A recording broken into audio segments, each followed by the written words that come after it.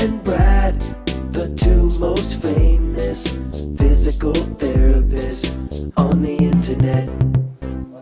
Hi folks, I'm Bob Schrupp, physical therapist. Brad Heineck, physical Together therapist. we are the most famous physical therapists on the internet. In our opinion, of course, Brad, Bob. today I wanted to talk about patellofemoral pain and chondromalacia.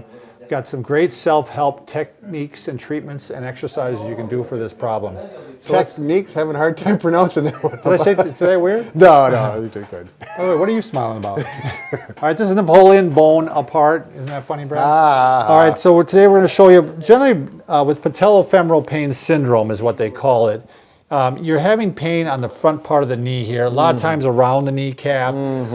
It often catches. It doesn't usually lock, but you might get this catching sensation. You might also get some grinding. Sure. And hear some popping even. Oftentimes going up and particularly downstairs. Yeah, very good point, Brad. Going on hilly surfaces, worse going down. The stresses on your knee are higher going down. I just saw a study on that. Yeah, I believe it. I believe it, Bob. So what you're going to want to do is also what we call the moviegoer sign, by the way, Brad. Oh, if you're yes. watching a movie and your knees are bent like this, for a long period of time, you start having increased pain with that. Yeah, so quit watching movies. Just kidding. One test that we do, Brad, by the way, is called Clark's sign, or I think it is Patellar grinding test. Sure.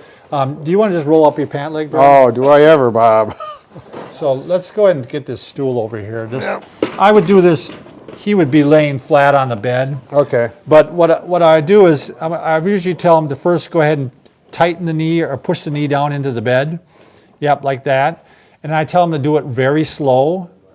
Okay, and then I go ahead and I put my hand right here. Yep. Relax first. Okay. And then I go ahead and now tighten the knee. So now I'm pulling my kneecap is going to go up towards my stomach. And if that's positive, it's going to be painful. Okay. All right. Now that's painful in some people. Was it painful on you? No, but it feels a little weird. Yeah. But I was like, maybe it's going to hurt, but it really didn't. The correlation is a little questionable. Sometimes but to me, it's at least one of the signs that you're going to have. The other signs is what later on I'm going to show you how to tape it. If the taping feels better, to me, that's often a good sign that it's patellofemoral syndrome. Right, but you're going to show that later? Yeah. Okay, Bob, there's one more thing. We got some new people out there that maybe haven't heard of our show before. Yeah, if you've never watched our channel before, even if you have, please take a second to subscribe. We got a subscribe button over here on the left-hand side, left of Brad. And we provide videos on how to stay healthy, fit, pain-free, and we upload every day. Say no more, Bob. All right. Back to the knee. So what's happening with patellofemoral syndrome or chondromalacia is that you got the kneecap here, and it normally, let's go on this side. I took the kneecap off on this side. You see this little canal here? The kneecap doesn't just stay static. It actually is moving up and down in this little canal here. Is that called the femoral groove? Yep. So as we're going, it's moving up and along in the femoral groove here. And what happens with patellofemoral syndrome quite often is that it gets a little bit off track. It's not gliding like it should. It's not lined up. It's not lined up like it should. And you can see these are sharp edges here, Brad. Oh yeah. So if the patella, which is a little bit soft underneath it, as it gets over on the side here, it can actually wear out the underside of the patella, and that's the chondromalacia part of it. Sure. I mean, softening of the kneecap. So what we want to do is get it back into the groove here and have it stay there so it can calm down and not give you so much pain or give you that grinding or that catching. Right. That's a joint actually, cartilage, and you want that large surfaces rubbing against each other as opposed to that edge Bob was talking about. Now they used to think, Brad, that if your knee was a little bit bent like this, that Q angle, like on women, that causes this. But now they're finding out that's really not the case. Okay. But they are finding out that if you have flat feet, that does tend to contribute to it. So if you have flat feet, when you put weight, it changes the mechanics so that you're more predisposed to this? It's not tracking right. Also, they don't like the hip to be internally rotated. Like when you're doing sports, you don't want your leg in like this. That can predispose you to causing the knee pain and not traveling the way it should. All right, let's talk about the first treatments we're going to do here, Brad. So the first thing we're going to do is you're just going to go ahead and make sure you're icing. I mean, just get the ice pack, cold pack after you've been doing sports. Let's try to get it to calm down. And typically you're going to do that with a straight knee. You're not going to have it bent, I'm assuming, so that there's less stress on it if there at all. Well, or maybe in the loose pack position, I would say Sure. maybe slight flexion with, I'd go ahead and do it in that way. The next thing I want to do is I want you to go ahead and start stretching the patella. Okay. So you're actually going to go ahead and here's your kneecap, and you're going to actually, Brad, you can do it on yours and I can do it on mine, but All you're right. going to go ahead, it's got to be relaxed, so you're usually laying flat. And you're going to go ahead and you're going to push the patella. So here's the kneecap. I'm going to push it down. I'm going to push it up.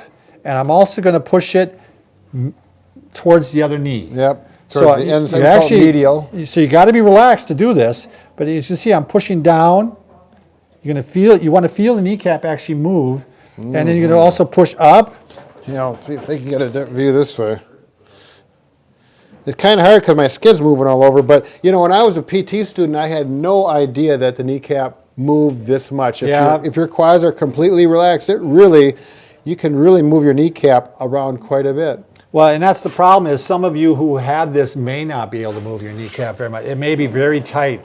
These structures, the quad may be tight, the patella tendon may be tight, the IT band as it comes in here may be Sure. all tight, the lateral structures. So that's what you're starting to do is you're starting to do these stretches. And you can do this. I have a girl right now who's doing this, and she's in class, and she's doing this while Sure. she's listening to her So you told her instructors. if you're getting bored with class, Yeah, mobilize I your actually kneecap. had to do some straight leg raises because we're going to have her do some strengthening too. Now, the probably the most standard treatment that therapists do now for Patellofemoral Syndrome is the McConnell taping. Sure. So, Brad, you want to stay? Yes, I do. So, what we're doing with this is very simply, we're going to take the kneecap, and now I know all the therapists, the purists out there are going to be screaming at me here. Well, the kneecap could be tilted, it could be rotated. But I have found out that with most people, if they just try and push the kneecap over and tape it over towards the other kneecap and see if it feels better, why not just try that first? Try the simple remedy first. And this is for people at home. This is what all you really can do. And if it works, it works. If it doesn't work, Take it off. No harm done. Just the cost of a little bit of tape, and Right. why not give it a try? So, Brad, normally what we do is, and sometimes, it's like if you get a McConnell taping technique, there's actually that wipes they can do beforehand. Pre-wipe, yep. Yeah, because the skin can get very irritated with this taping. Sure. Some people are more predisposed. That was the other thing. This girl I had, she was keeping her tape on for a week, and a trainer had told her to do this. Sure. Oh my God, I took it off. It was red. The skin had starting to break down. Yeah. So nobody can keep tape on for a week. They all really recommend 24 hours. I've seen some go 48, but If you're allergic to it, you're probably going to start turning red within a few hours. So if that happens, get the tape off right away, and this is not an if it's option for irritating. you. Even if you're not allergic to it, you can build up kind of the allergy to it Right. the reaction to it over time, because Yeah. I've seen people that I tape for weeks, and then by the 5th week, it starts getting irritated. Yep. And usually you hope you don't have to go that long. Right. So I put an underlayment tape down first. This is hyperallergenic, and I'm not really doing anything with that. But the other piece of tape, what I'm doing is, Sometimes I'll pull that a little bit. I sometimes will. I usually do. Now, sometimes if you got someone with hairy legs, you might want to shave, but I'm not going to shave my legs today, Bob. He does that on his own personal time. So what I do here now is I usually push the kneecap over. So I'm pushing it over towards the other knee. That's usually the direction you want to try. And I'll put the tape right on the edge of the kneecap. Sure. And I'll push it over. And while I'm pushing it over, I'll pull on the tape at the same time. Yep. And you actually might get a little wrinkled up in there in the skin, and that's fine. Yep. And I usually like to do a double one, Brad. Okay. I'll sometimes make mine a little bit longer just so Yeah. it has more sticky and it has less apt to break loose. I agree. It should go around here. And then sometimes I'll put some tape over the top of it to stop the edges from catching. But again, I push over. I'm on the edge of the kneecap. I'm pushing pretty good on it, Brad. Yep. And then I pull and wrap it. And the test, this is a good test a lot of times, Brad. What we'll do, Brad and I both, will have somebody walk upstairs without the tape on, and they'll say, how bad was the pain? They'll say maybe it was a 5 out of 10. Sure. And then we put the tape on, we have them go up and down the stairs, and we have them check it, and a lot of times the pain has decreased. Right. It may go down to as much as 1 or 2, or they say, oh, that's clearly better.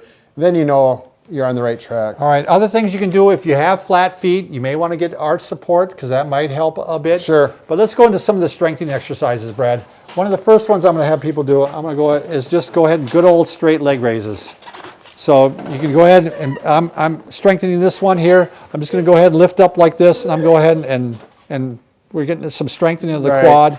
A lot of times on this, it's more comfortable to lay down flat. Sure, you can lay down flat. But Bob's head will fall off the back of the table. The latest research is you want to strengthen the knee extensors, the hip abductors. So I'm going to lay on my side, and I'm going to just bend this leg, and I'm going to work on doing these, which you can do with weight, or you can do without weight. So we're working these muscles up here. And the hip external rotators. So I'm going to do clamshells. I'm putting my knees together like this, and I'm going like this. There you go.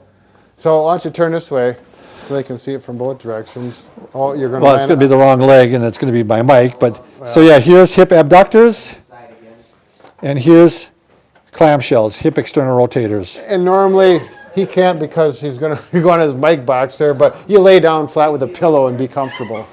So the eventual thing too, Brad, is I usually try to teach people how to hop eventually, and that is, you know, when they're standing like that, they don't want to hop and land like this. Right. They want to learn to land correctly like this once the knee pain has gone away. Right. So the knees don't jet in towards each other. Go to the side and back, forward and back, keeping the knees, you know, the knees are not going past the feet. They're staying in that good athletic position.